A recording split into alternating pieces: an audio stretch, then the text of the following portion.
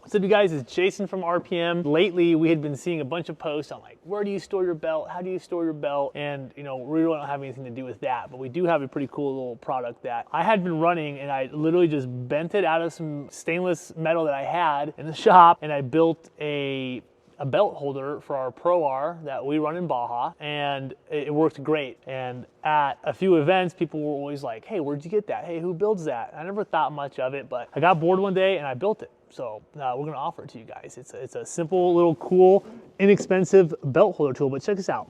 It's a 304 stainless bracket with a rubber round, very kind of specific nut, I guess you'd call it, with a washer on it. And the reason I use this rubber piece, super easy to get off there, and it forms to the belt, so it doesn't harm anything, it doesn't squish it, it can't damage the belt. We have a wing nut that acts as a locking nut, and the belt just simply comes out like that. I mean, you can put this anywhere on a flat surface. You could probably mount it to a round surface if you wanted to, and then to reinstall it, we have a bolt that actually just goes between the cogs, doesn't cause any damage. Works great. I used to just throw our belts like on the floorboard and just go. And you know, that's fine and all. I'm not a little big on like they're gonna get dirty type thing, because a lot of the times we don't run a clutch cover anyways. So now we have somewhere to store our belts, and so do you. You can pick these up at rpmsxs.com, and I'm gonna go to some of the other cars real quick and show you guys how we're doing those ones. So, all right, guys. So this is our speed car, and if you own one of these, you know you've got like 32 dozen belts to make it anywhere. So usually your belt is, I just lay them on the bottom down here on the floorboard, and they kind of just bounce around, which it doesn't bother me a whole lot. Like I said, if you're a speed owner, you've got like a bunch of these too, the broken ones. We just throw them out when we're done.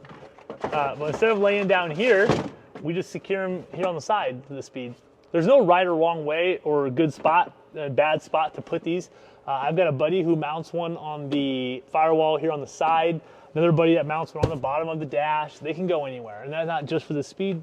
Same thing with the Pro XP. You can mount on the bottom, back, in the bed, X3 in the bed, wherever, on the floorboard. Let's hop over to our X3. I'll kind of show you how we have mounted on that one. All right, so on this two-seat X3, we have it mounted here just on the side of this firewall.